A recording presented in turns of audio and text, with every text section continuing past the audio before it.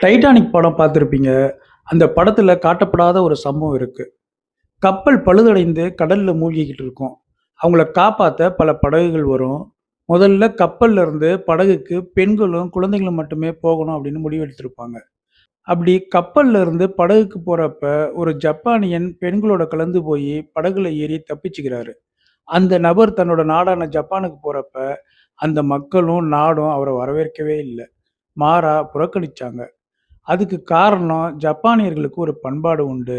அத விளக்க அங்க இருக்கும் பள்ளிகள்ல ஒரு குட்டி கதை வச்சிருக்காங்க.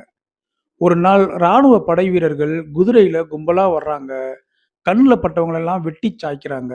மக்கள் அலர்னபடி பாதுகாப்பான இடத்த நோக்கி ஓடுறாங்க. தெருவுல 2 கைக்குழந்தைகளுக்கு ஒரு பெண் சாதம் ஊட்டிக்கிட்டு இருக்கா. ராணுவ படை வர்றது தெரிஞ்சதும் குழந்தைகள தூக்கிக்கிட்டு ஓடுறா. ராணுவம் பக்கத்துல வந்துருச்சு.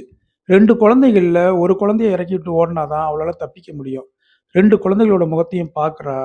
கொஞ்ச நேரத்துல ஒரு குழந்தைய மட்டும் இறக்கி விட்டுட்டு, ஒரு குழந்தைய தூக்கிக்கிட்டு ஓடுறா. இறக்கி விடப்பட்ட குழந்தை அவளோட கண்ணு முன்னாலேயே வெட்டப்பட்டு மரணிக்குது. அவகிட்ட ஒரு பெரியவர் கேட்குறாரு, "ஒரு தாய்க்கு 2 குழந்தைகளும் சமம் தானே? அப்படி இருக்கும்போது எத வச்சு ஒரு குழந்தைய பலி கொடுக்க துணிஞ்ச?" அப்படின்னு கேட்டாரு. அந்த பெண் கண்ணீரோட பதில் சொன்னா. "என் குழந்தைக்கும், பக்கத்து வீட்டு குழந்தைக்கும் சாதம் ஊட்டிக்கிட்டு இருந்தேன்.